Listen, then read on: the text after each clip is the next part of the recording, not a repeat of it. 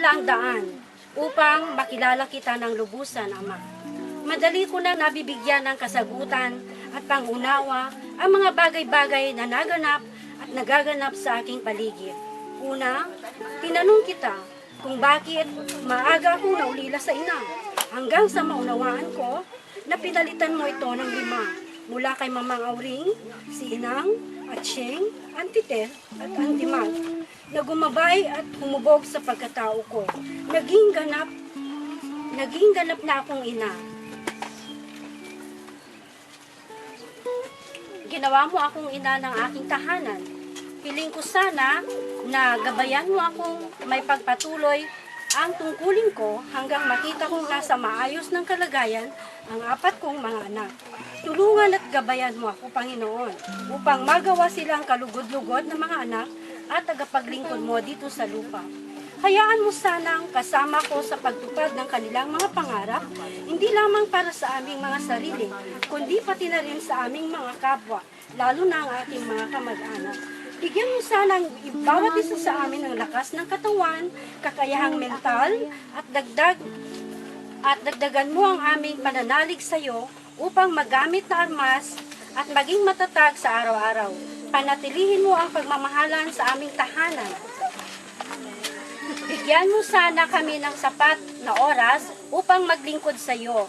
Patnubayan mo lagi ang mga taong patuloy na tumutulong at gumagabay sa amin, sina Auntie Tess, Uncle Fred, Auntie Mag, Uncle Mado, Uncle Carde, Auntie Yoli, si Mamang, lahat kami na magkakamag-anak.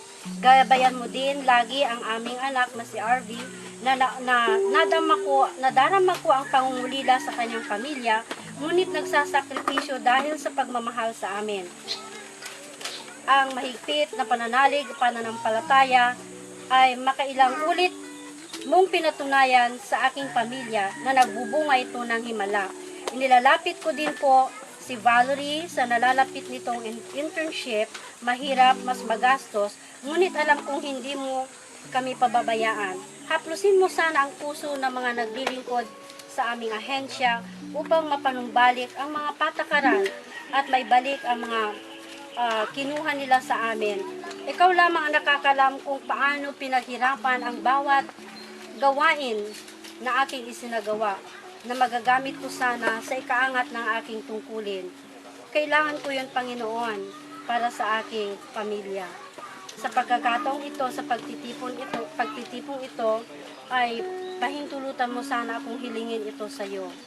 Hindi po ako karapat-dapat sa anumang pagpapala, Ama, ngunit kung nanaisin mo, makakamtan po ito.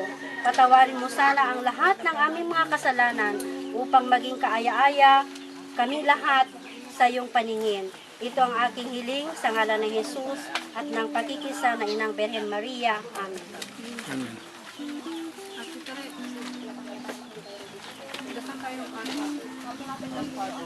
Our Father, Who art in heaven, hallowed be thy name, thy kingdom come, thy will be done on earth as it is in heaven. Give us this day our daily bread, and forgive us our sins, which we know who trespass against us, and not bring us into test, but deliver us from evil. Hail Mary, full of grace, the Lord is with you. Blessed are you among women, and blessed is the fruit of thy womb, Jesus. Holy Mary, Mother of God, pray for us sinners, now and at the hour of our death.